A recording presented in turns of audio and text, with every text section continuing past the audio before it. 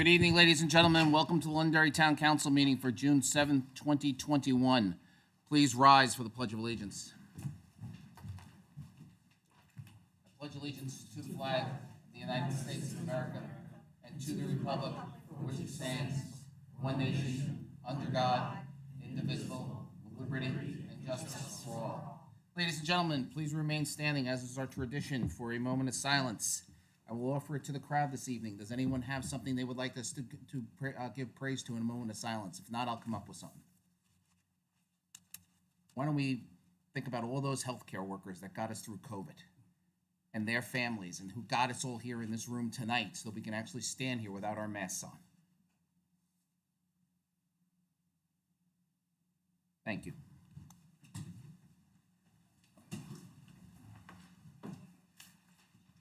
Now, ladies and gentlemen, this is the most people we've had in a room since COVID started. The health officer and the fire chief are in the back. If they decide we get too many people in the room, they're going to ask people to move. So just we're still practicing social distancing. Be smart and, take care of yourselves out there, okay? First order of business is public comment. I have a few items to cover from the council, then I will go to the public. Chief, you have some introduction of new firefighters tonight?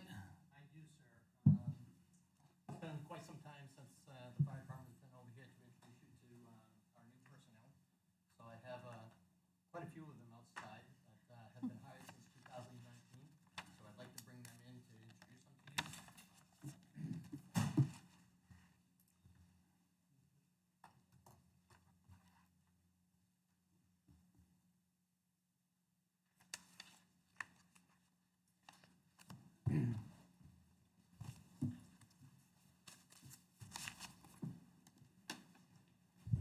So here I am very proud to say the people that you see here in front of you range from late 2018 to the most recent of being 2021. This is our new communications center. So everybody that we've had prior to that were longtime employees have all since retired. So this is my staff here now that performs a magnificent function over there by not only dispatching for the town of Londonderry, but the town of Hampstead, the town of Pelham, and then soon to be, probably sometime in September, the town of Candia. So I'd like to introduce Melissa Costanaway, Brittany Hasten, Matt, here we go, Victoria Thickens, and Bruce Hallowell Jr. Thank you.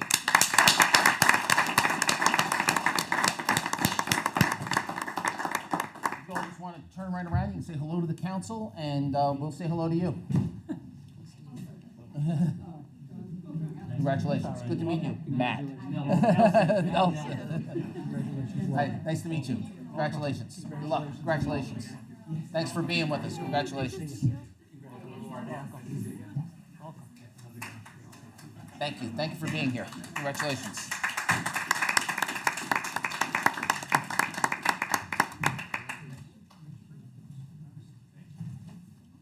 Floor is still yours, Chief. Next, we have a group of firefighters. Over the last 3 to 4 years, we've had a lot of people that, have retired after careers ranging anywhere from 20, 22 years up to 36, 37 years.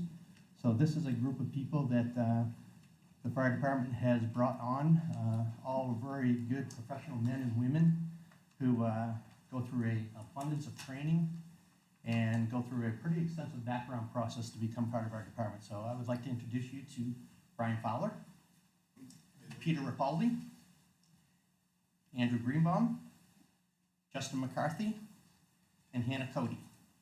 Hannah, I am proud to say, started off as a dispatcher for us back in 2020, I believe, yes, and has recently moved to the line to be one of our newest firefighters. Ladies and gentlemen,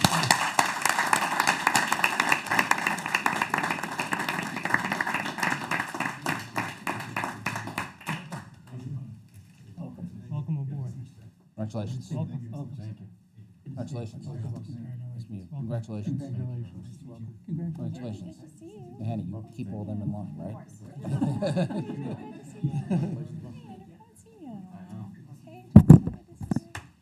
thank you very much for the time and opportunity. Again, I'm very proud of the men and women that make up our department. They're all professionals.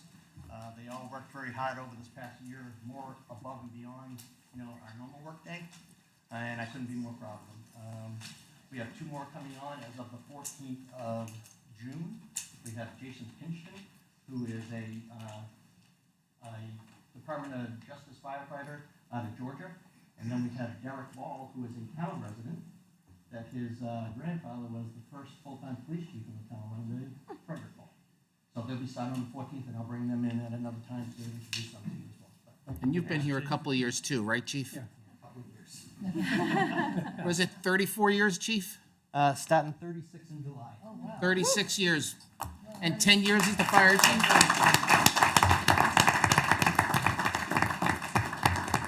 Thank you, Chief. Thank you. Thank you for your department.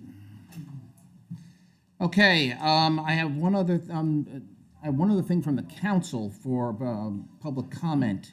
We got into COVID and everything, and a lot of things went by the wayside, and we weren't able to recognize people who had been serving the community for many, many years. There's a little thing we used to do here in town that we're going to start back up again this year after taking a hiatus last year called Old Home Day. I say it's a little thing to be facetious is that there were thousands of people attended in 2019. May have been on the 300th anniversary, one of the largest Old Home Days we ever had. And what a lot of people don't know is there's a lot of history, and the person I'm talking about knows all that history. And back when Troy Brown left the town, she took over Old Home Day. And we never really got a proper way to thank her going into her retirement. So I'd like the town manager to come up here and to present this bouquet to Kathy Wagner for her many years of service as the chairperson of Old Home Day.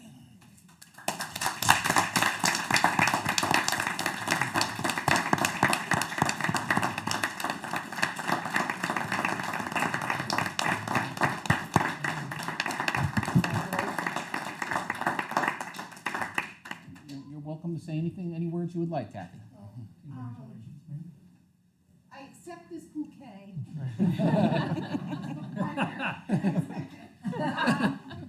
On behalf of everyone who, along the 20 years of doing this, helped a lot. Troy Brown started Kids Night back in 2001. He did it until he left the town, and then Adriana Camos took over, and then Tim and Tammy Siekman, and then finally Dan Lekas. Great group of people with Kids Night. Very weird group of people that came in and started in 1999. A lot of old names: Ken Hajar, Junie Vickers, Maggie Verani, and Steve and I went down because they needed a banner for the roadway, which maybe someday we can get back, putting it back over Mammoth. But we went down and we volunteered our time. And thanks to Ken and Mark, they actually started the Friday night concert because we were trying to get the Air Force Band to play on Saturday night, and they couldn't come up because we didn't have any money. And so they would do it for free. And that's how the concert and the fireworks got moved to Friday. And then we brought the senior night in, and Old Home Day is what it is. I can't express how much Paige Clark has had to do with Old Home Day and all the different parade chairmen. I mean, that's how I started. Mark Oswald was the first parade coordinator, and I got my lessons under him, and then I took parade, and once Troy left, I took over that. And we kept trying to make it more inclusive, like we did movie night, but it was difficult with movie night because, the mosquitoes and stuff like that. And then we started Applestock, and thank God for the band kids, because the band kids actually started Applestock because many of the bands were in, the Prism concert they do at the end of the year. So a lot of those kids, and shout out to Brandon Cardwell. He did a lot of it. Doug Cardwell and his wife at the time were there doing the first ones. And Applestock was really a funny name because the first year we did it for the kids, it rained really, really bad.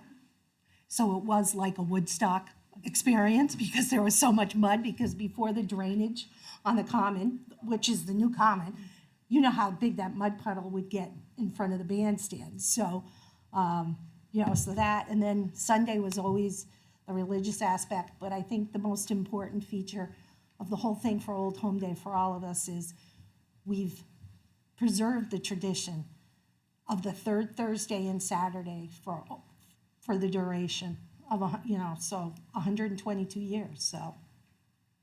It says a lot about the character of the community and the people that volunteer, and I would like to see more people step up and bring a new vibe to it, because, 20 years of doing it, it got stale, so, for me, but, hopefully new people bring new ideas and we keep it going, because it is a great, great tradition and it is so good for the community.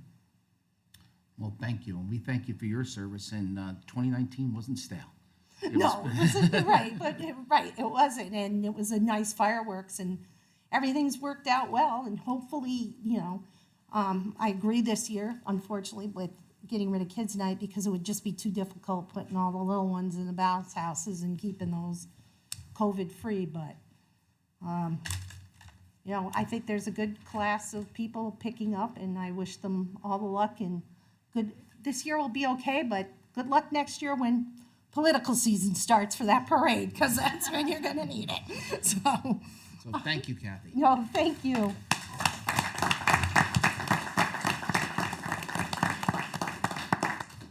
All right, ladies and gentlemen, this is the public comment portion of the town council meeting. If there's anyone who would like to approach the council now and address something with us, this would be the time. Mr. Chair, Yes. I have something that I would like to read. As y'all know, I normally shoot from the hip when I'm speaking, but tonight I feel that it's appropriate for me to read this.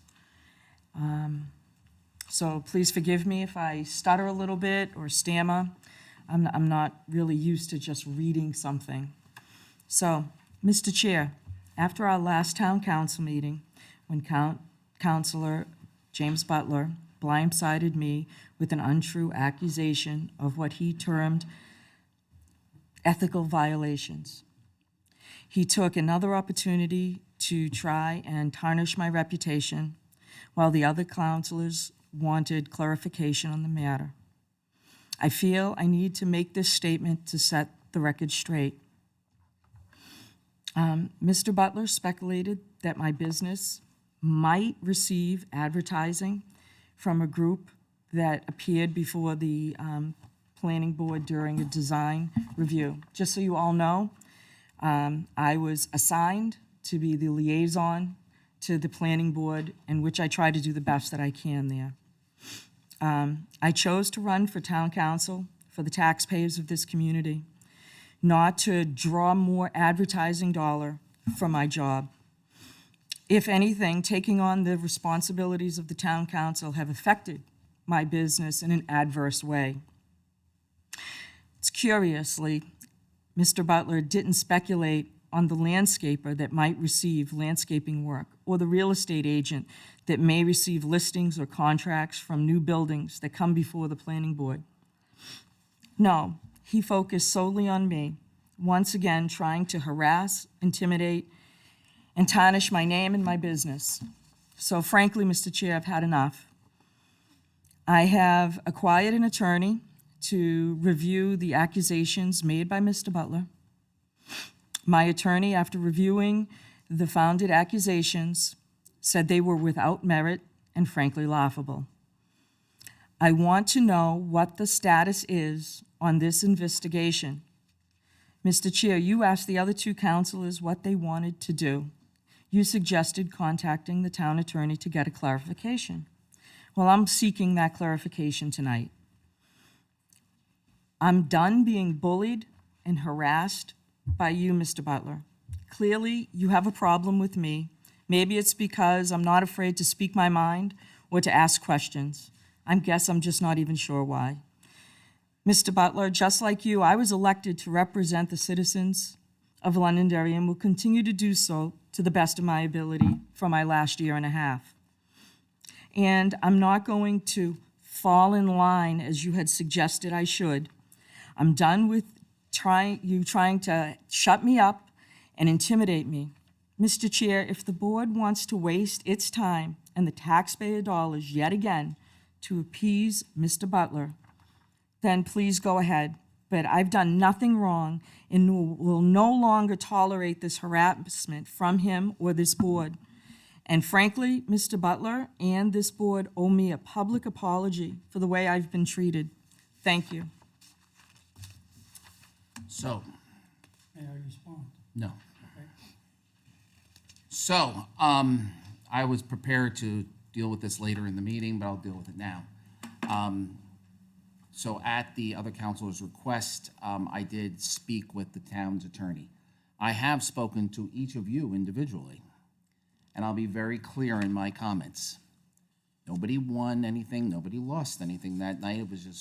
It was really a situation that caught me flat-footed.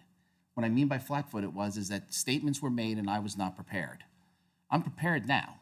So being prepared now, I have reread the charter, spoken to the town attorney, I've reread the ethics ordinance.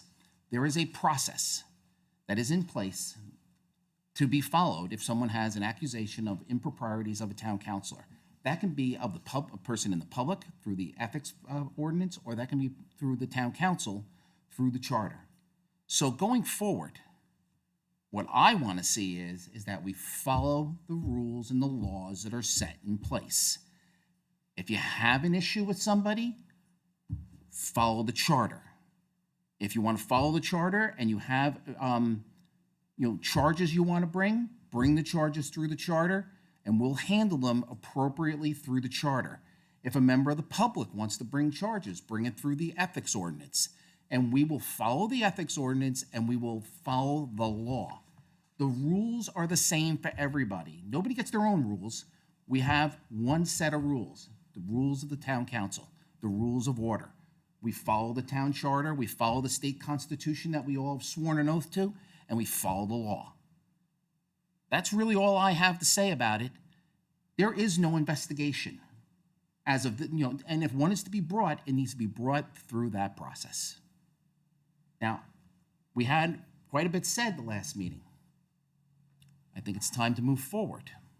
Would you both agree? I will move forward if I receive an apology, because I did nothing wrong. I can't force or No, demand I know you anyone to can't, but apologize. I'm just telling you how I and- feel. I'd like to make a comment. I'm happy for you to make a comment. Thank you. I would, respectfully request that you make your comments through the chair. Mr. Chair, when Deb Paul came on as a counselor, duly elected, it was either the second or third meeting, she involved my family and made accusations to the point where my family had to come down to a public meeting and defend themselves. For no reason whatsoever.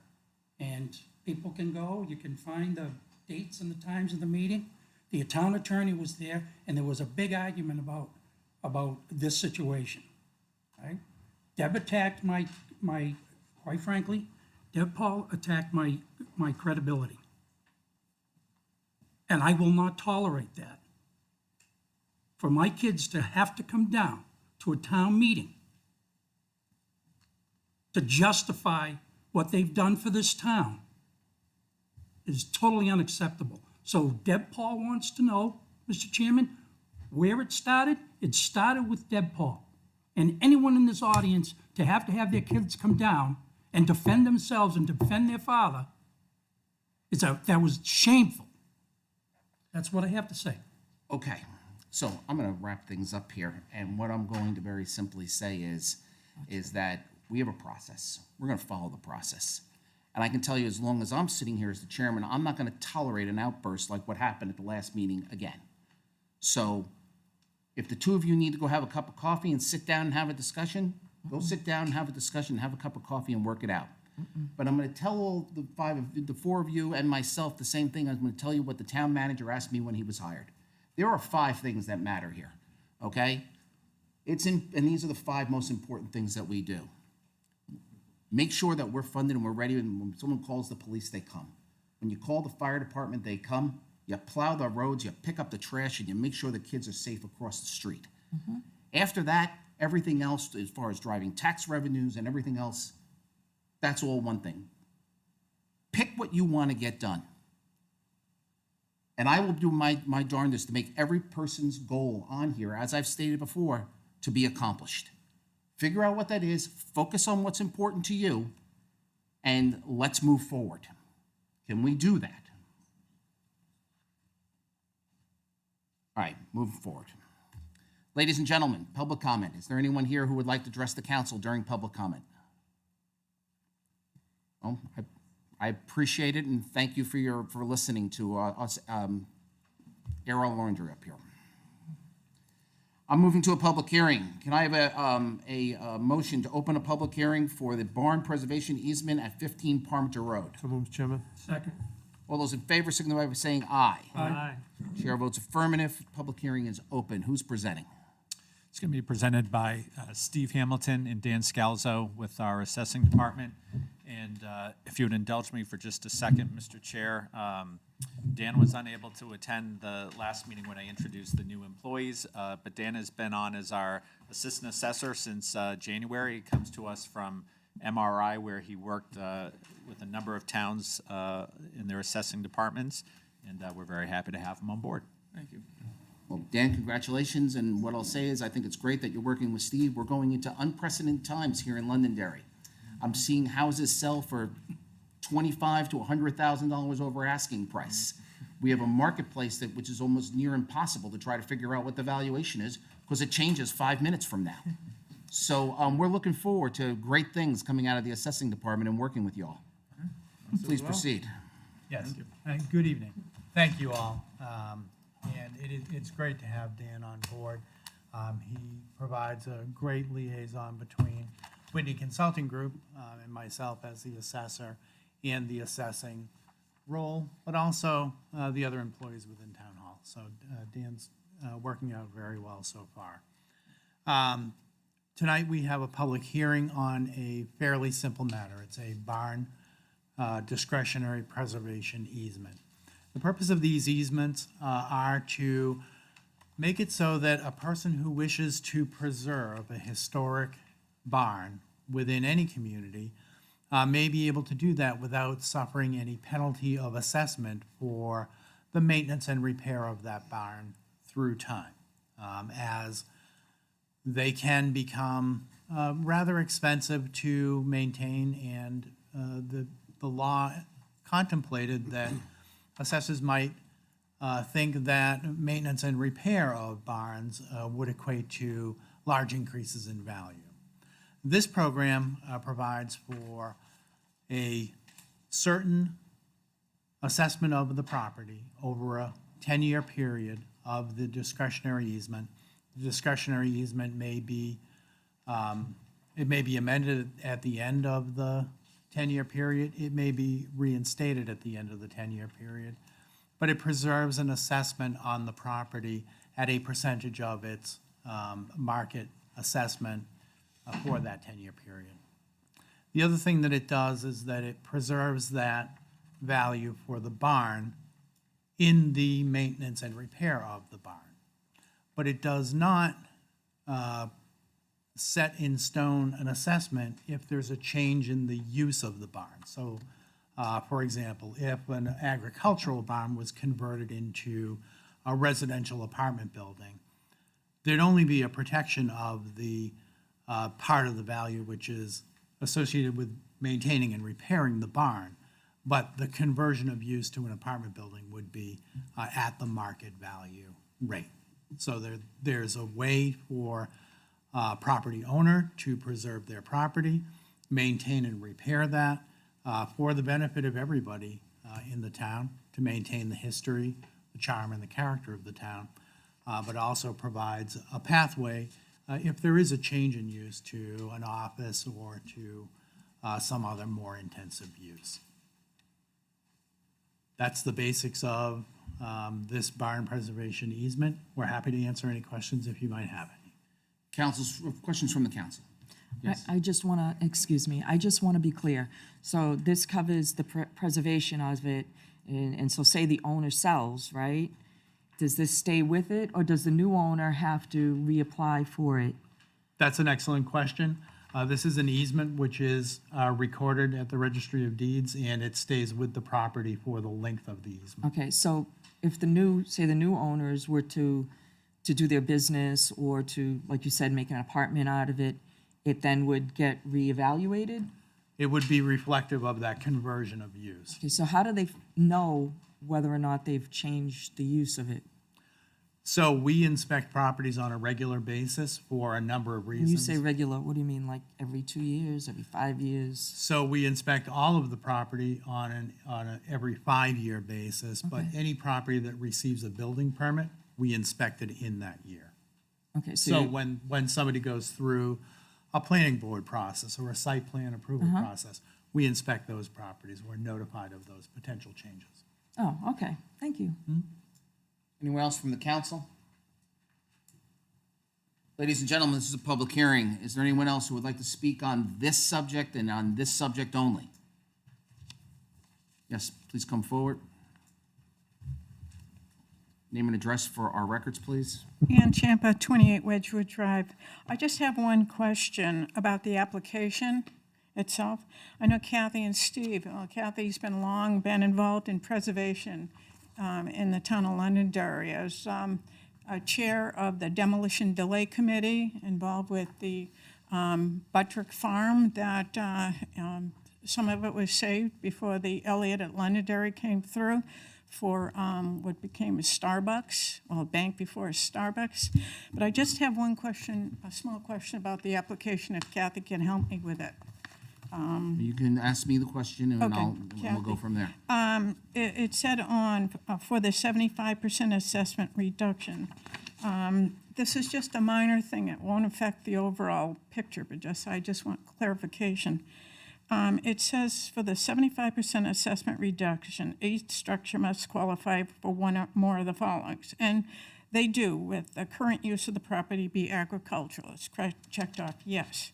But number 3, it says the physical or aesthetic features contribute to the historic or cultural integrity of the property listed or eligible for listing in the New Hampshire Register of Historic Places, and they checked yes. Well, there's an application process you have to go through. You nominate yourself or have somebody else nominate you, and it involves a lot of research and documentation of the structure just to be eligible for that recognition. It might be on the register. The Londonderry Historical Society went through that with the Morrison House Museum recently. And I'm not sure if Kathy and Steve, Kathy has done that. And I just want clarification if they have or if they haven't put in the application to the Division of Historical Resources. Steve, have you spoken to the applicant about this? So Steve we're- Hamilton. So that's just one of the requirements on that, and as it was just underlined for eligible, and she checked off the current use of the property to be agricultural, that counts as one of the following, so we didn't.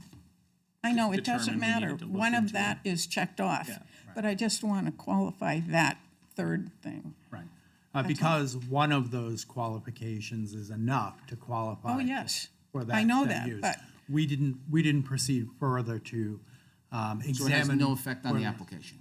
It doesn't affect the application itself. No. I know that, and I hope Kathy gets it, but I just want a clarification if that is correct or We're not. asking out of curiosity then. Well, to see if it's Well, accurate. it doesn't affect the application, No, so no. you're asking out of curiosity. Well, it doesn't affect the outcome at all. Just so we're clear, would you like to answer? I'll have Steve. Thank you. Steve Young, 15 Parmenter Road with Kathy, as well as McGregor Cut. And it's very hard not to say my old address, I'll tell you that. What I can do is I can address, many of you may not know that Kathy actually researched this law about 18 years ago, this RSA, and she brought it to the town council at the time to get approval so that a number of barns in the community would be able to apply for it. At this time, I believe these gentlemen might know better, but I think there are 5 barns. I know that Hank Peterson is one of them. There's a barn on High Range Road that's presently clad in green. There's a barn on Hovey that is a stone barn, and I don't recall the rest of them.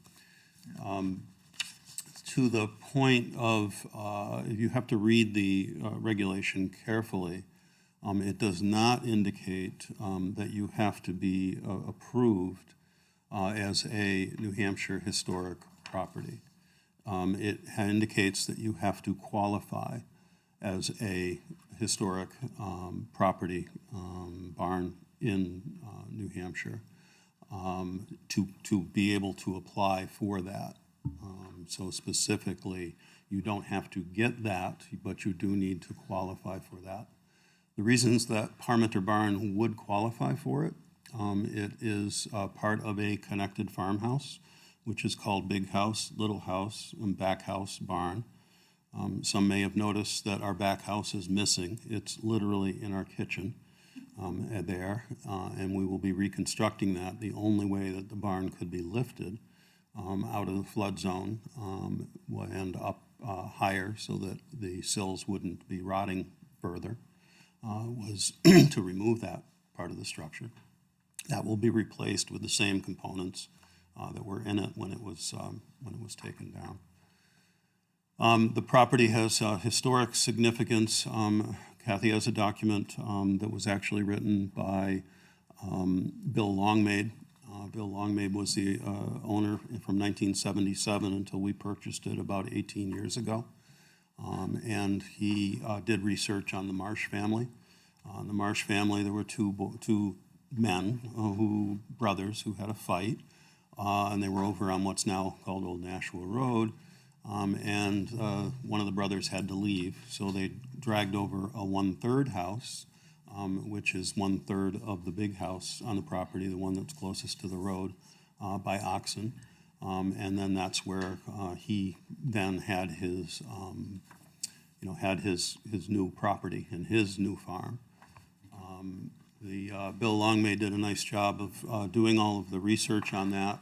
He shared that at londonderrybarns.org. Londonderrybarns.org is a website that's still active today, and it catalogs the 50 barns that were left in town at the time that was published, and that would be at this time about 16 years ago. There are less at this point. Some have been torn down. Some have been moved. As a matter of fact, Bill Longmaid wanted a barn so bad. There was a barn on Litchfield Road, the Ned Reynolds property, that they wanted to build a new modern house, so they tore everything down. The home went to The stanchions went to the Historic Society for the barn, yeah, and the barn went to Bill Longmaid. but the house went to. I don't think house. No, the house went with the Pothier. The house went to Pothier, who sells and preserves properties, what are called timber frame properties. A lot of people call it post and beam, but post and beam actually involves steel. So the barn is a timber frame barn. There's no nails in the barn. It's all posts with wood pins in it. It was built somewhere between 1840 and 1850, based on the people that we've had look at it. The original 1/3 house was built in the early 1700s. It was moved there in the late 1700s. And then these homes were then connected to the Big House, Little House, Back House barn. Of other historical significance, and this is one of the questions that we satisfied is with the state, is the occupants of the house need to be of notable background. We have a picture of Priscilla Parmenter sitting on the front steps, and we had conversations with Priscilla. She sadly passed away about 2 years ago. She was a state rep. She was, I believe, from Merrimack. No, well, she moved to Canterbury, but she was a state rep when she was in Merrimack. She was also on the planning board in Merrimack. Also, Draper Parmenter lived in the house, and the the Greeley Parmenter Post here in town was named after him as one of those people. He passed away on Christmas Day in 1942. He went down in a seaplane in the Pacific. And we have a picture of him with his birth date and the date that he went down in his uniform. So there's a lot of history there, which then qualifies it for the historical significance here in New Hampshire. But again, the RSA only indicates that we are required to qualify for, not to apply for. So I hope that helps. Thank you very much. Do you have any other questions, Ann?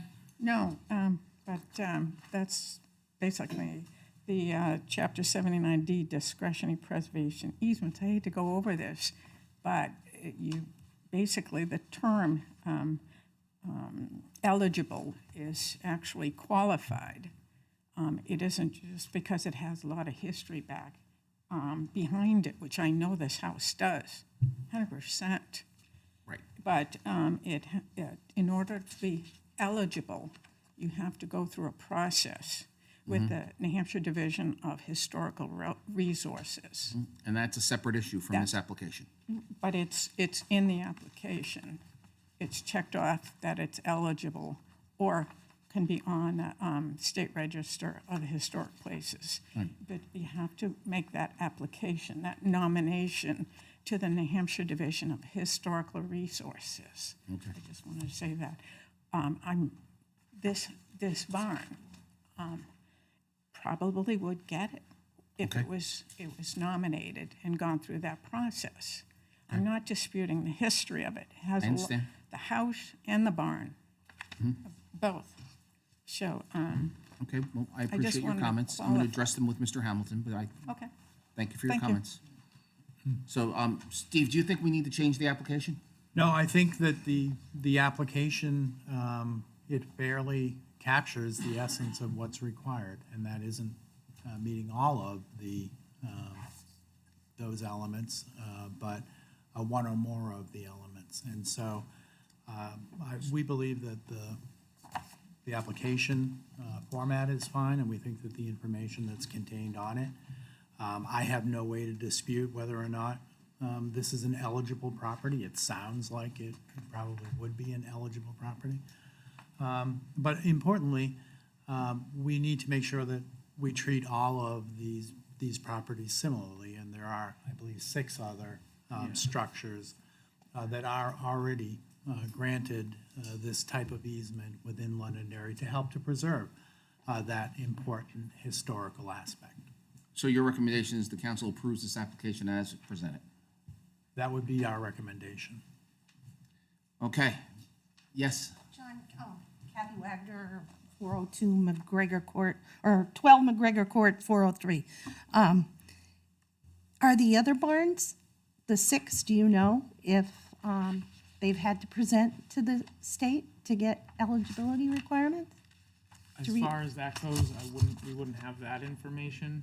Most of these have been active for at least 5 or more years. And Ann, do you know, have you researched that to find out that why our, Yes. I mean, I'm sorry, John. Yeah, no worries. I've been Go out of ahead. this for a long time. I mean, are all these other 6 barns?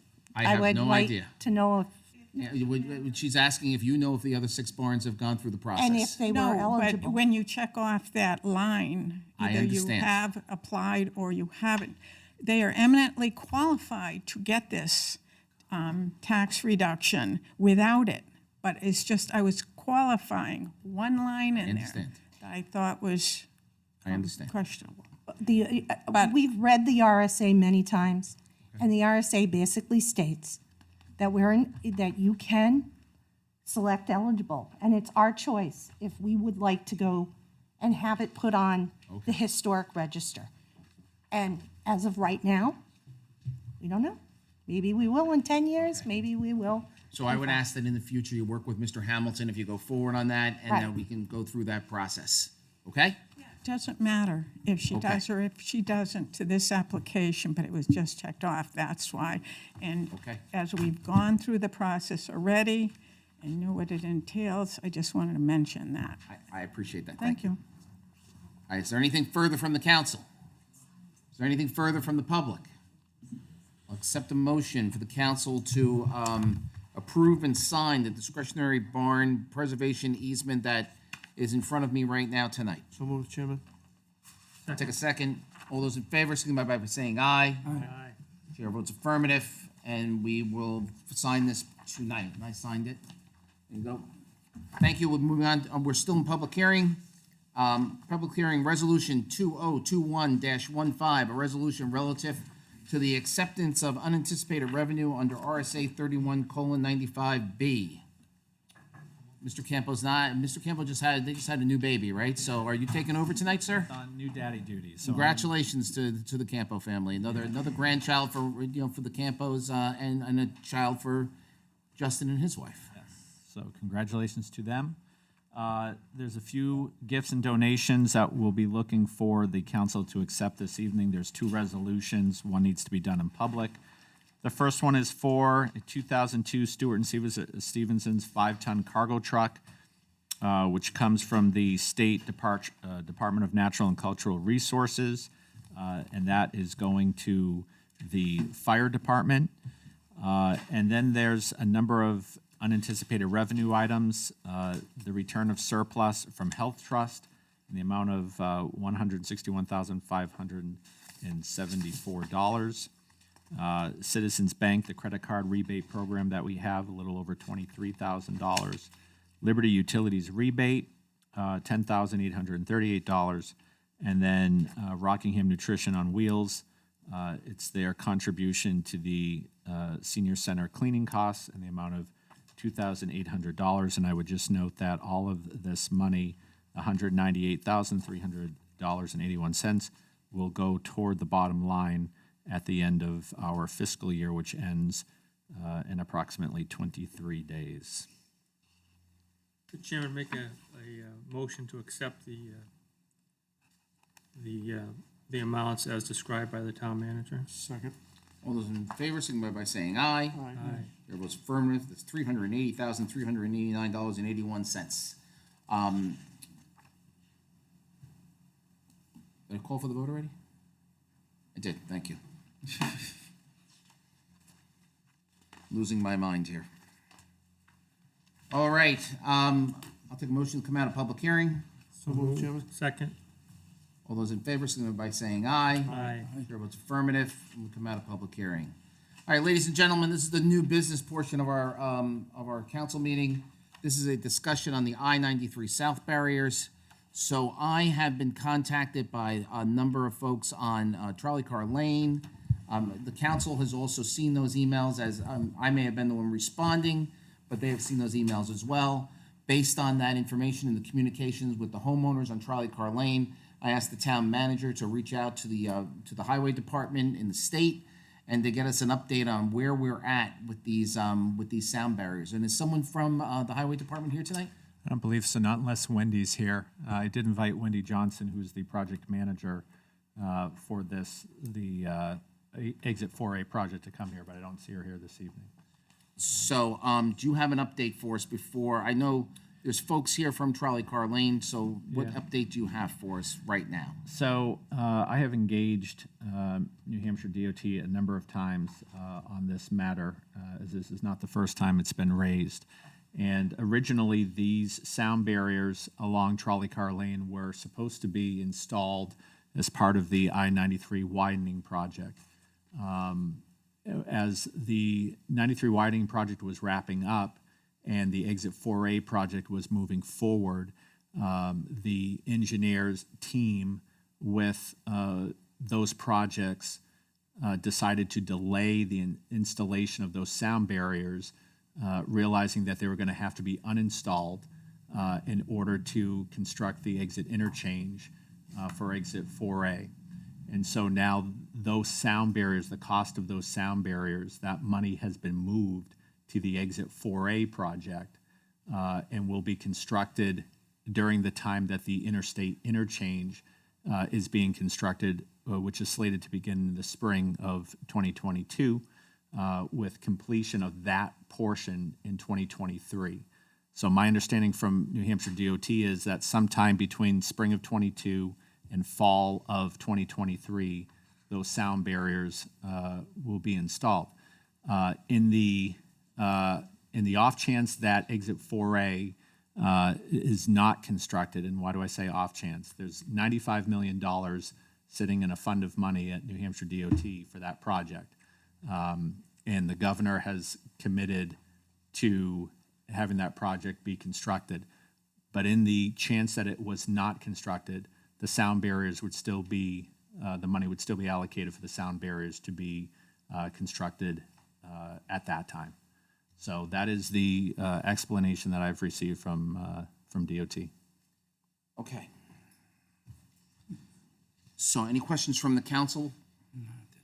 I have a question, Mr. Chairman. Yes. The sound barriers, both sides of the highway or only on the Both west side? sides.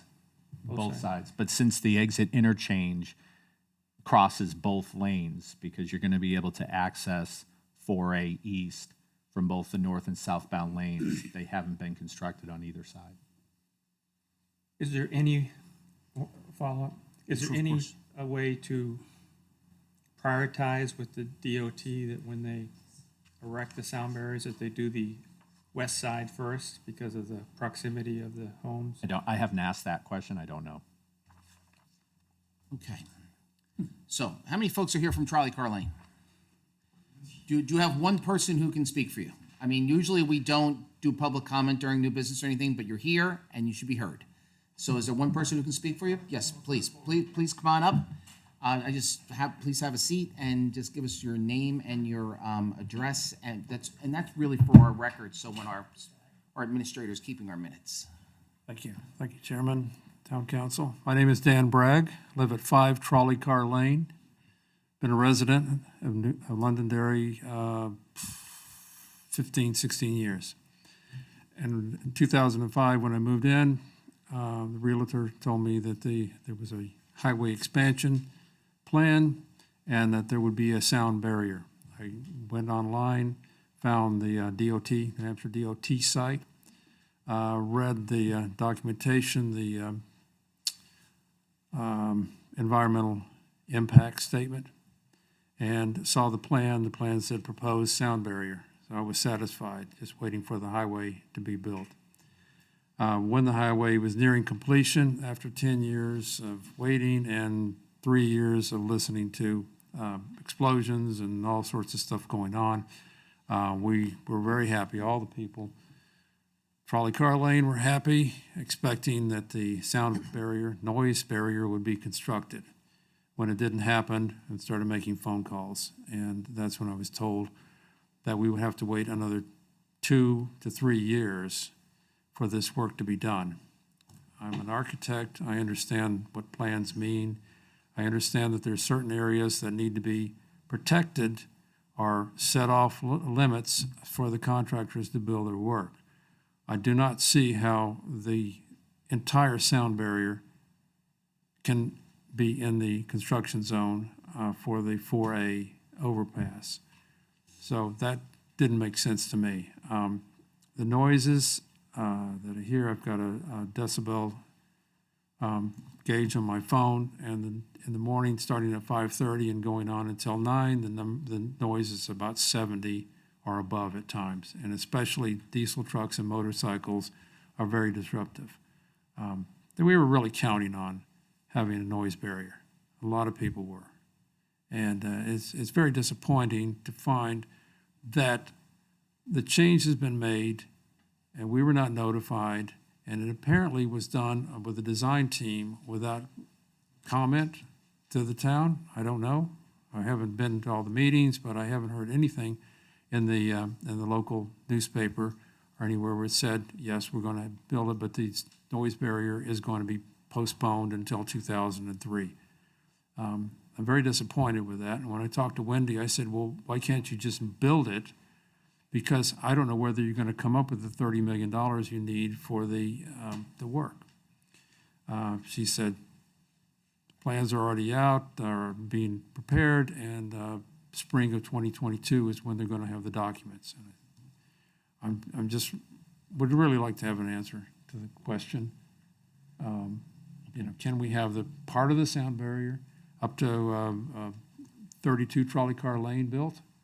And then skip the zone where they're building the highway, or the overpass, and then build it? I think that would give us some immediate benefit. And I really hope that you guys, all of you, need to be more respectful, but all of you, all your town council people can advocate on our behalf, because we're the ones who are enduring the noise. And since I've been working at home and the weather's been better, I open my window, but I have to close my window because of the noise. And I would just appreciate if all of you could step forward for us and talk to whoever you need, the governor, senators, congressmen, judges, anybody who can get us a sound wall. We would appreciate it. So I had sent you an email back with my Yes. telephone number. I just wondered, you did receive it. Yes, I did. Thank you so much. Thank you. And everyone, I'm very, very happy that whenever I talk to or send a message to Kevin or to you, John, that we've gotten quick response. And even the New Hampshire Department of Transportation has been responsive, but they just haven't been saying the right things, so. All right, so let me talk to the council for a second. Don't go anywhere. Let me talk to the council for a second. So what I'm looking for here, I think you've all seen the correspondence and everything else, is I would like to get a consensus from the council if we would be okay with having Mr. Malaguti, our town solicitor, craft a strongly worded letter to the commissioner from the council expressing our displeasure with the current circumstance and look for a remedy. I mean, one thing the council's learned from COVID is we make a plan and then we make one 15 minutes later. So, so plans can be shifted. So I'd be looking for a consensus from the council, for the council to write a letter to the commissioner supporting the residents' position and asking them for, earlier remedy to the situation. Got to make it right. Yeah. Right? And if we don't receive, I want to do it so we get this all at once. If we don't get the answer we're looking for the commissioner, for that then to be forwarded with another letter to the governor. Yes? Yes, but I would also arm Mr. Malaguti with another option, and we can get some gauge from the residents here, how they feel. But we have experience with airport noise where the mitigation has been, the FAA has come in and soundproofed the homes with new windows and central air conditioning, so you don't have to open the windows and things like that, which tend to keep and additional insulation in the home to keep the noise from the aircraft lower. Would something like that be helpful to bridge the gap until the sound walls get built? If they came in and put in new insulated windows, insulation, and central air conditioning? And to be clear, that's something we would have to handle legislatively, and he's a state rep. Yeah. So that's a bill he could introduce if it was something that you were interested in. Well, we live across the street, my wife and I live at 5 Trolley Car, which is on the west side of Trolley Car Lane. The past year or so, we've had installed this mini split air conditioner, so we can close the windows and turn the air conditioning on when it's like 96 degrees outside. That helps. But I realize there's a lot of people on the street who can't do that or are not able to. And I don't know how effective it would be when you're, say, 100 feet from the highway.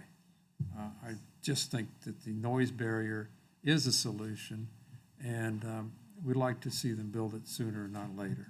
Okay, just looking for additional. Right, I appreciate that, thank you. We know that there are many construction projects, we've seen this Gilchrist and 102 intersection paved and torn up and paved and repaved.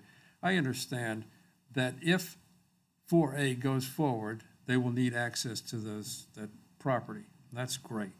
I think we understand that. We don't want to stop 4A, and we don't want to interrupt the traffic on 93, even though we would like it to be quieter. But I think many times in the business of construction that sometimes you build something and then you have to take part of it down to build some other part of it. Since we don't know what the schedule is for 4A, we think it may be prudent to go ahead and build the sound wall that was supposed to be built with the Rebuilding 93 project. So we all expected, helps us out, we'd take it. If they have to come back and take a few 100 feet of it out to map off, mark off a zone, do that. A lot of times in projects, you do make changes and temporary construction so that something can go forward. So I would think that they might look for a solution that would allow them to build this noise barrier and then have part of it demounted, build 4A when the time comes, and put it back up. I think we'd be okay with that. So what I can promise you is that we will take the steps to make them listen to us. Thank you. I can't promise you what they'll do. What I Yeah. will promise you is that we will get them to a decision one way or the other. Right. We appreciate that. And, and you'll get an answer. Thank you so much. Thank you very much. You're welcome. Thank you. That's a big part about why we're here. It's one of those 5 things. Will you be contacting me, or will we, You'll hear from Kevin. Kevin, okay, Is that okay? that's fine. And you have my number. You can call me anytime you want. Thank you. And I'll send you a copy of the letter that Attorney Malaguti That'll be sends out. fine, and I'll share it with Sure. my amigos on Trolley Car Lane. Thank you. Thank you for coming down. Thank We you really very much. enjoyed having an audience. We haven't seen anybody all year. Okay. Well, we decided to come make a little noise for Trolley Car Lane. Good for you. I don't blame you. Kevin, so that's not fully funded right now? What? 4A, No, it is. fully funded? Yeah. Okay. I just want to make sure. They're just holding it, and that's the way they've decided to do their construction. Yeah, I know. Okay, so we're gonna move on. Order 2021-09, an order relative to the licensing of junkyard pursuant to RSA 236 for S&S Metals. You're stepping down? Yes. Please, please note the minutes that Counselor Paul is stepping down because she has a conflict of interest that she does business with S&S Metals. Who's presenting? Brad? Brad and Norma.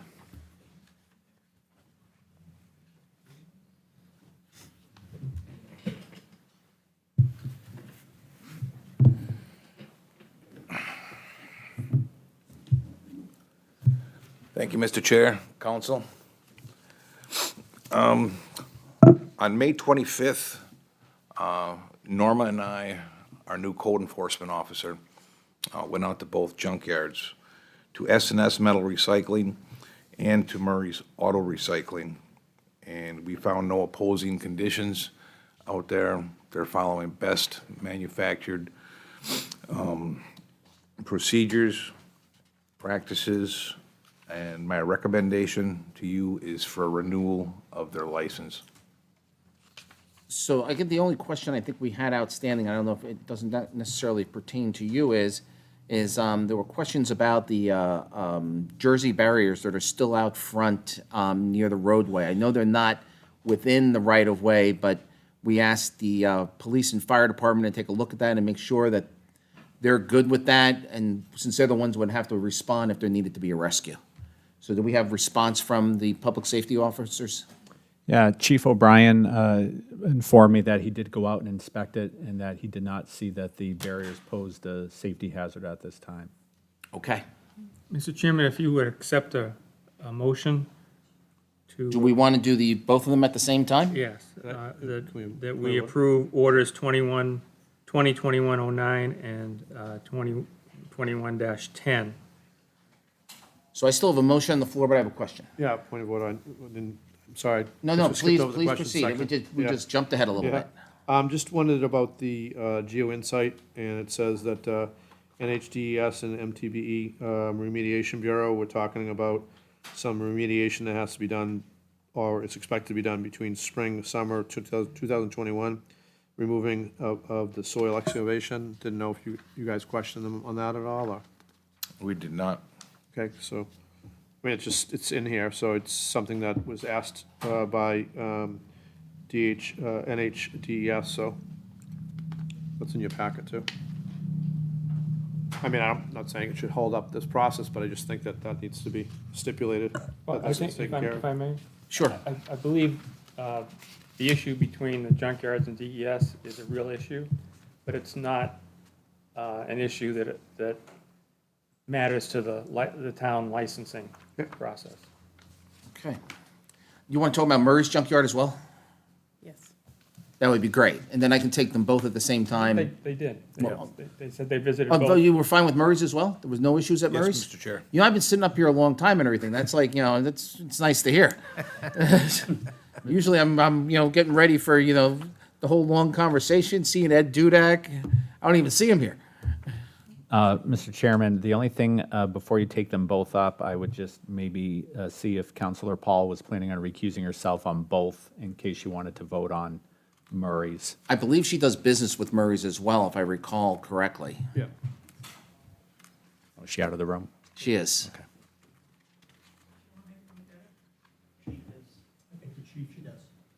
She wants to, she's good? So let the record reflect that Counselor Paul has stepped down for both Order 2021 and Order 2021-09 and 2021-10 because she does business with both of the applicants. So I have a motion, I need a second. Second. All those in favor, signify by saying aye. Aye. Chair votes affirmative, both licensing are approved. Thank you. Thank you, Mr. Chair.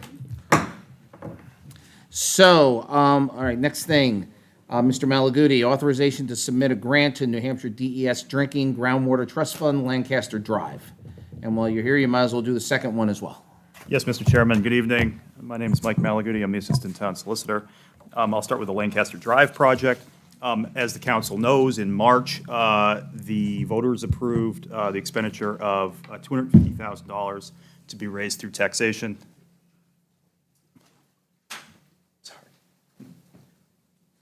Will the record reflect that Counselor Paul has rejoined the council? I'll just start from the beginning. No, it's okay. I could hear you. That's why I came in. My voice carries. So, as the council knows, this is a kind of an issue that's developing on a daily basis, the extent of the problem. And as part of the town's response, we've been working to identify all possible solutions and all possible funding sources to address this issue.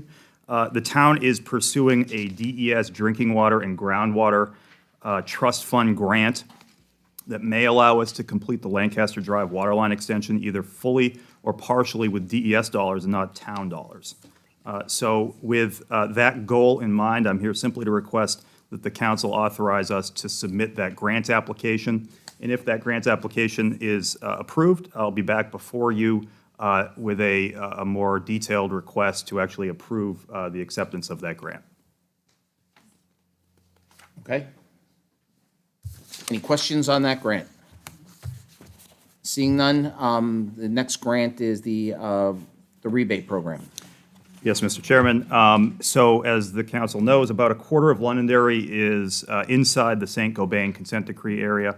Most of the town is not. Additionally, there are, I think, 2 localized areas of contamination where there's a responsible party or a potentially responsible party supplying bottled water and paying for testing at the present time. In these areas, residents with PFAS exceedances in their wells may be eligible for assistance from St. Gobain or from these responsible parties. However, there are many residences in town which are not inside the consent decree area, but are affected by PFAS exceedances in their wells. And they're not being assisted by anybody in terms of bottled water, et cetera. So in general, the town is not legally responsible for PFAS contamination or for remedying it. However, seeing this as a pressing threat to many of our residents and understanding the town's singular ability to leverage its influence, the council has adopted an aggressive stance with an eye toward resolving this problem for the residents. The most immediate concern is securing short-term measures that will prevent the consumption of PFAS in drinking water. We are submitting, asking for authority to submit another grant to the DES Drinking and Groundwater Trust Fund, which would assist residents in addressing this immediate concern. The town proposes a rebate program whereby the town will provide up to $500 rebate payments on a one-time basis for qualifying owners for their costs expended on certain qualifying PFAS mitigation measures. What are these measures? We envision qualifying measures as including the following: bottled water, qualifying water pitchers, the purchase and installation of point-of-use and point-of-entry systems, and replacement filters for these measures. Exactly like my previous request, I'm simply here to request authority to pursue this grant and submit an application, and if awarded, I'll be back before you with a more detailed request for approval. Any questions? Mr. Chairman, Yes? when DES was here last week, they complimented the town on its forward thinking and actions in this regard, and that we should be used as a model for other towns in the state for stepping out and helping our constituents with this problem. And like they said, DES said that they really appreciated also the fact that we were working so closely with them to try to get the word out to people for our residents' safety and for the consumption of potable water. So I think that's it reflects well on us as a community and as a local government. Fantastic. That's great. I mean, everyone has really stepped up in the community to help around this whole PFOA piece. So, yeah, I have documents here that I have to sign. I'll take care of those. And are you doing the Max Apple thing I too? am. Attorney Malaguti, do we want a motion to, I guess, give us the authority to present these, just so it's reflected in the minutes? Yes, I think on at least one of them, they may be looking for minutes. Mr. Chairman, I'd like to make a motion that we authorize Mr. Malaguti to pursue the grants for both DES Drinking Groundwater Trust for Lancaster Drive and for our overall rebate program. Second. All those in favor, signify by saying aye. Aye. Chair votes affirmative. Thank you, Mike. Okay, now, Max Apples and update and lease. Yes, Mr. Chairman. So, as everybody knows, the town is buying 5 acres for municipal purposes at 114 Pillsbury Road. The town is buying the back 21 acres and change to be held in conservation. Those closings are both scheduled for July 2nd. Everything is proceeding according to plan. So recognizing that with regard to the municipal parcel, it may be 5, 10, 15 years, it may be never, that the town actually identifies a specific use for that parcel. And so in the meantime, the town doesn't want to be in the apple business. But we all know what unmaintained orchards look like. And so there have been discussions about the possibility of Moose Hill Orchards, now under new ownership, leasing the property back from the town in a way that satisfies both the town's interests and Moose Hill Orchard's interests. And so what I've put before you in your materials is a proposed lease. The purpose of me presenting it tonight is to get the council's input and to see if there's any revisions the council would like to see reflected in the lease. I will just, all leases, all legal documents have certain boilerplate provisions, and I'm happy to answer any questions that you might have on those, but I'll highlight the most important provisions as I see them. It's a lease for agricultural purposes only, and I'll define agricultural purposes in a minute. As proposed, it would run for 1 year, and really it would commence on the date the property transfers to the town, and would extend automatically for 10 additional 1-year periods unless either party opts out. Rent would be $1, and Moose Hill Orchards would be entitled to the profits generated from its agricultural activities taking place on the property.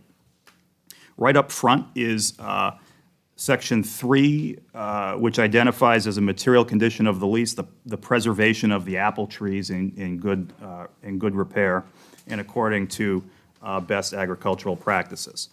The property will be maintained as open space.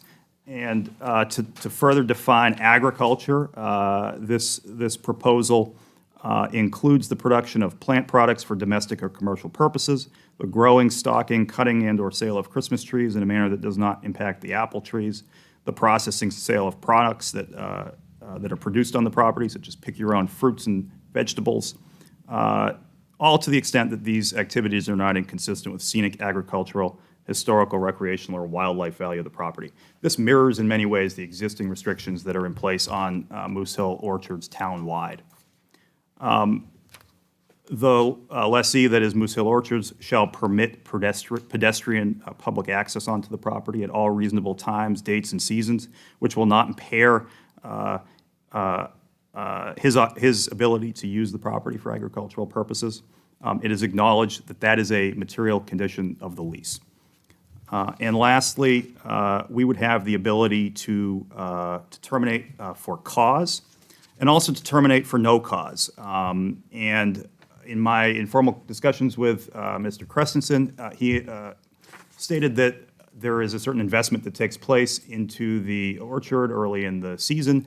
And if we were to kind of accept the benefit of that investment and then turn around and terminate the lease mid-season, that would be unjust to him. So the proposal before you is a 6-month termination for the town's convenience provision. I'm happy to take any of the council's questions. Questions? Anyone? Meets all the things I wanted it to have, so. No, and Conservation Commission is going to follow a similar lease for their piece of property as well? That's correct, and that'll be presented to the Conservation Commission at their next meeting. All right, and the town manager will sign off on that? Correct. Okay, I think we need to check. I believe all contracts still have to come here for final approval. Yes, in general, I think that's correct. Okay, all right. If we have nothing further from Mr. Malaguti, we see nothing further. Thank you, Mr. Chairman. Thank you, sir.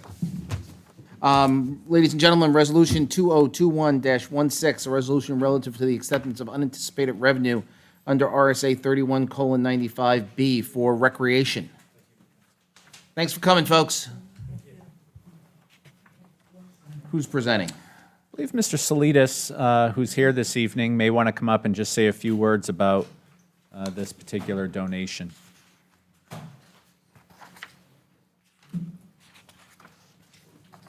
So for our records, Art Salidas, Recreation Director. Thank you for inviting me, Mr. Smith. My pleasure. One of the citizens in town approached me about doing a fundraiser at our playground to make the playground more inclusive, to help kids with certain handicaps who right now aren't able to enjoy the playground. So I said, absolutely, we can do that, but you have to raise the money. And she has gone out and done that. She's got a little bit of help. And what she would like to do is use some of that money to start out and buy a swing, just kind of like a chair to get it going, because the equipment is extremely expensive. She asked me how much, we could build, and I said, depends how much you can raise. It's not easy raising money, but money has been coming in, and I've been working with Mr. Campo to handle the money and looking to just start out with something small, just a seat that certain kids can sit in and enjoy swinging at the playground. And it is hoped that as this goes on, there will be more people that want to donate and help this program get even bigger. Any questions? Yes. I actually, the Green Team and I had been talking about that playground. I was involved when the moms group originally did it years ago, and it has fallen into a little bit of disarray. But I found a recycling company that we can do, and I talked to Jason Parent. There's a whole recycling team, I guess, at the high school that we might be able to do collections, and they'll donate playground equipment. Sounds So good to it's me. an option. When I'm you- just when you putting hear it the- out there When I for hear the you. word donate, I'm on board. Well, I happened Yeah. to stumble across it, doing the benches. I found this other organization that was talking about collections and things that they do, and you have to have a compelling story, and this is just perfect. So if we could maybe set a meeting up with you, Jason Parent and myself and someone else from the green team and talk about how we could get the students to even be involved. And like I said, they have a whole recycling team, which I didn't know about, but Yeah. I guess they do. I will not contact Jason this week, it's a busy week Oh, for him. no, but we could do it maybe when he's has yeah, some lull time. once school's out would be Yeah, a yeah. good idea, so. I just thought, because we were thinking about doing that, so that plays into that perfectly. And now we have the compelling story, because I'm excited. Sorry. This is great. Yes, I'm sorry. Thank you, Mr. Chair. In a situation like this, this is a non-town organization that's in the midst of raising money for this.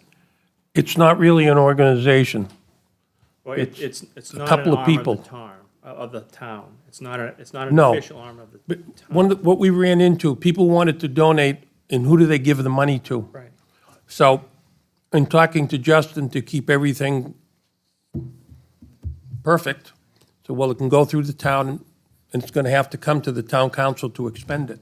Right. I'm thinking prior to the point where we expend it, I've been at this long enough to see money be raised, and then the accounting of the money gets soft, and some of the money ends up slipping through our fingers, or with the organization's fingers. So I guess what I'm suggesting is that we help, one of the ways that we might be able to help, and I have to turn to the town manager on this, is could we, as a town, provide an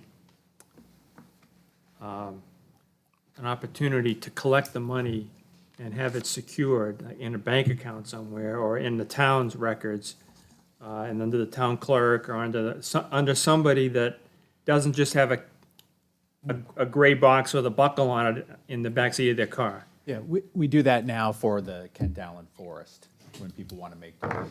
So we could similarly set up something like that. Mr. Chairman, I would be in favor of that. Mr. Vice Chair, I'd be in favor of that in order to, if the organization thinks they have $5,000 to donate, and they go and they count their money and they have $4,200 and they can't figure out where the other 800 went. Not to disparage anybody's honesty, but when you're holding cash, and this, in many cases, this is cash, it can become very difficult to manage that. So I would suggest that we ask the town manager and the finance director to figure out a way to receive that money temporarily in order to keep it secure and keeps accountability on it, to help All the of the checks, organization. all of the checks now, any money that comes in, it's made out to the town of Londonderry, and it's given to Justin. My reason for doing that is to protect the people who are doing the fundraising. Right. Because it's very easy, on the other hand, somebody gives $1,000, and, well, I gave you $2,000. Right. And I just, it protects the people that are doing the volunteer work. We're not tax attorneys, but when somebody donates like that, do they get a tax write-off? Is there a, maybe we need to ask Mike for advice on that, but is there a tax write-off for? Justin will have to answer it, but my gut would tell me if it's a donation to the municipality, I don't believe that's a tax write-off. No. Or a, Mr. Chairman, can I make a point real quick? Sure. So I think this is a pass-through. I know Justin's not here right now, but I'm sure he explains it to you. This to me is a pass-through. So what they've done is they've collected a certain amount of money, and what Justin's saying is that we want to accept that $1,049, so then in turn, they're gonna go and purchase, we're gonna go and purchase that swing. Right. So it's just a pass-through. It's just a formality, really, of accounting for that $1,049. I know what you're saying. What about all the other money? That's probably something separate we have to deal with, but this tonight is just for a pass-through. Right, but this sounds to me like this is an ongoing effort. If we're gonna. Yeah. If we're gonna modernize the playground to include kids that have some issues, that there's gonna continue to be money donated, and maybe it's a building thing. Maybe there's some momentum once they see a few things. I just wanna make sure that the money that gets donated isn't sitting in someone's back seat of their car and oh my God, what happened to that gray box? We might be able to develop a trust fund or something like that to deal with it. You know what I mean? But- I would leave it up to you Yep. and Justin to figure that Yeah, out. they currently go in a liability account, donations of this nature. And God bless our finance director, he's watching the meeting right now and said it is a write-off if you make a donation, so I stand corrected. So I believe when we went through a forensic audit several years ago, we put in place a way to handle all of this cash and any money that comes into the building, and I believe there is a process in place, but yes. I just know that because of the green team, the only way we can let people write off a donation is that we have to be a 501c3. Otherwise, it's just a donation that you can put into like a campaign donation. If it's not over a certain amount of money, it's kind of bundled into, I'm writing off X amount of dollars. But as a specific write-off, I believe you have to have a federal tax ID number and be a 501c3 or 4 or We should 6. ask Justin to come Yeah, I was explain going to to say, us. I'm happy to have Justin come and talk to us about it Because I know at the we next couldn't meeting. do it, we can't do it. And so I would assume it works the same way, because we're in the process of writing the I think bylaws and. clearly the rules are different for municipalities and nonprofits. Right, So- right. Well, when you say the group is collecting the money, No, it's not a group. There is no group. it's It's one volunteers. person and one helper who have just wanted to improve the playground. So it's, somebody comes in from across the street and says, I'd like to put an infield in at LAFA. How do I do that? Right. You know, so we've got to make it, if they're going to get donations, I want to protect them, Right. okay? And I want to make sure that if $1,000 is donated, $1,000 is there. No, I remember Yeah. when we sold the stones and the Yeah. things for the moms club that did Yep. the whole park to begin with. But becoming a 501c, C3. it's a little dicey. but Well, it's not a too little bad. dicey, especially for one person or two people. Right. That just want to improve the playground. They don't really want to get into that. Right, but they can We also, have, if I may, Mr. Chairman, we have a new level of ethics and doing the right thing in the community. I'm old enough, been around long enough to remember that we were gonna put a hockey rink on the town common, you remember? Yep. And that was, there were a lot of money Yep. donated for that, and poof, it all went away. And no one really knows what happened to the money, and I don't wanna see that happen again, that's all. I don't disagree with you at all. Okay, so we have processes and procedures in place based on the forensic audit that took place in 2014. So I would ask that we follow those processes and procedures and the ones laid out by our auditors every year. And let's continue down that path. So you need a motion to accept this money, right? All right, can I have a motion to accept its, Resolution 2021-16. yeah, it's $1,049 and, So moved. Second. $1,049. So moved. Yes, moved, second. All those in favor, signify by saying aye. Aye. Chair votes affirmative. Thank you very much for donating the money. Thank you, Mr. Salidas. Welcome, thank you, gentlemen. Next item for business, approval of May 17th, 2021 council meetings. Line number 171, 1, 2, 3, 4, 5, 6, 7 words in. It says SJE, it should be SHE for she. I have not noted any other things in the minutes. Can I have a motion to approve the minutes as presented? So moved. Mr. Chair, I just noticed something. On the next line, 172, Oh, did I miss one? across is as should be his as. Let's make that correction as well. With those two amendments and 159, and 159, it says 792 square feet for the building, and I believe it's 19,702 square feet. take the K out, 19,792 square feet. The chairman would like to make a motion to approve the minutes as amended. Second. All those in favor, signify by saying aye. Aye. Chair votes affirmative. Minutes are approved. All right, so, real quickly on the CIP committee members. So, Chris, let me handle this first. Moving back to something that's not on the agenda, I have had the occasion to speak with Ms. Christine Patton, a member of the Budget Committee today.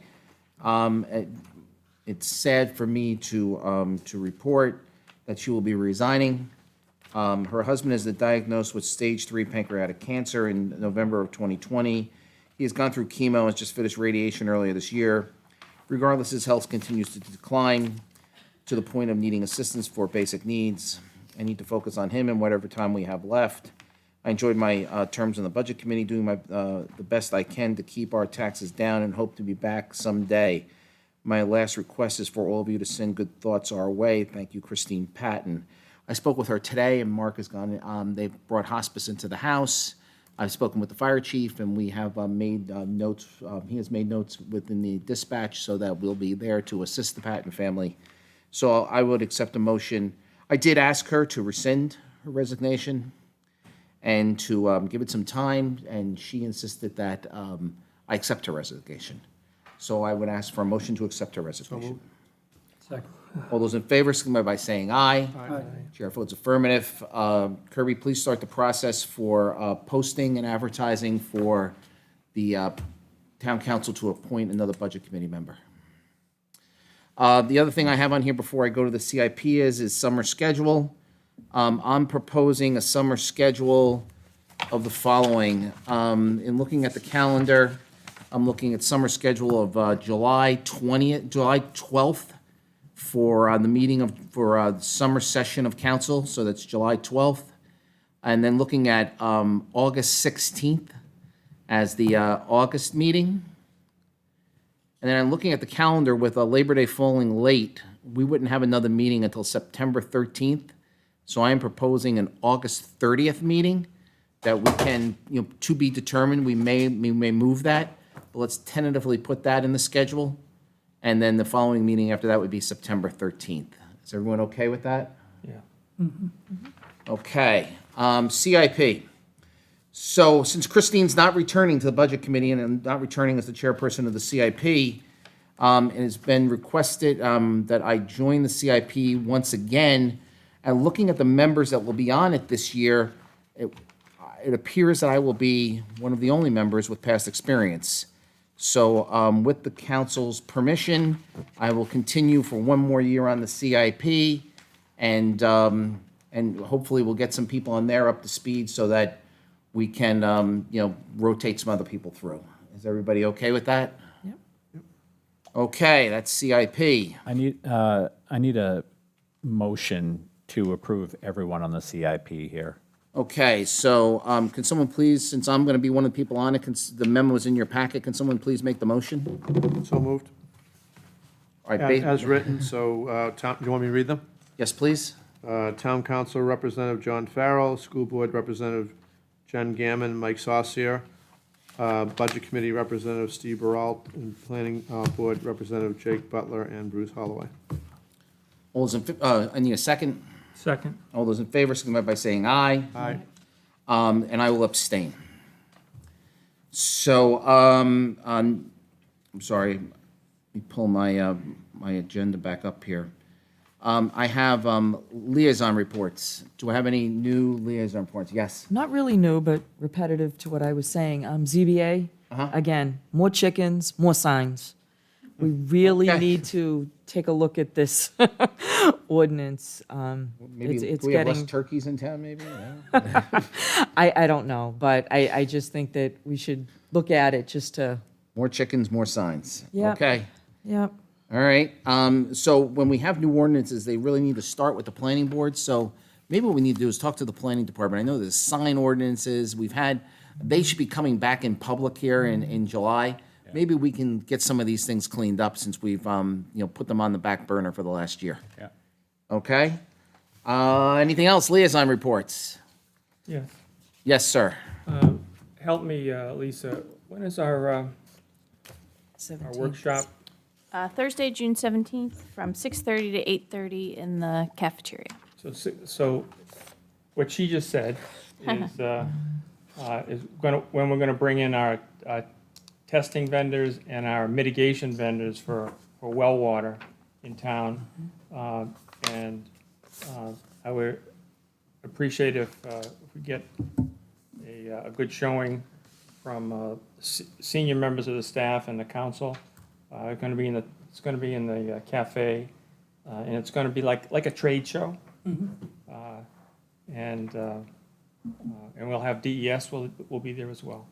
So that's kind of a big deal for us and kind of a culmination of the task force's work that we all started here a few months ago. So that's coming up. That's our next deal.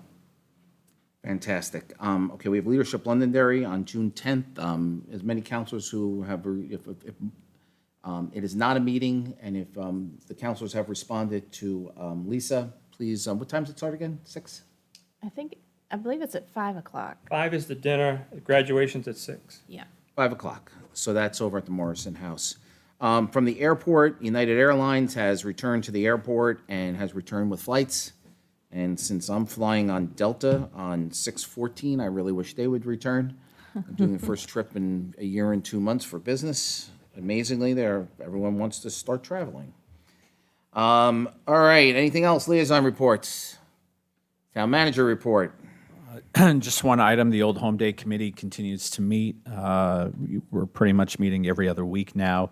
The next meeting is June 15th at 6 o'clock p.m. right here in the Moose Hill Conference Room. The committee keeps growing. More people are showing up, which is great. A lot of things are coming together as far as planning, and the more the merrier. So if people want to show up, get involved, volunteer, we're happy to have them. Fantastic. Lisa? Just a couple quick things. We're still taking applications for the next Leadership Londonderry class, so they're right online on our website. We'd love to have more folks apply for that. Second thing, just my quick usual drought update. We are still in the abnormally dry category as of last week's map on Thursday, which puts us still short of an official drought. But we would still ask residents to employ water conservation methods because all the forecasts are that we will end up in drought status at some point this summer. Okay. Anything further from the council? Oh, one last thing. The butterfly garden has growth. We saw life. Oh, fantastic. I think that's amazing. Considering we didn't water it, it actually has life. That was amazing. So, ladies and gentlemen, we will be ending the public session of the council meeting. The town council will be going into what we call non-meeting. We'll be going into non-meeting to have a discussion with our attorney about some pieces of legislation and some things around some legal type of advice that we're going to need. Once we come out of non-meeting, we're going to come back into public, and we're going to go into a non-public session in which we will go into a roll call vote for that. So the video person needs to stay so that we can do that. But what I am going to ask you to do is, if you are not a member of the staff or of the council, if you would please excuse yourselves.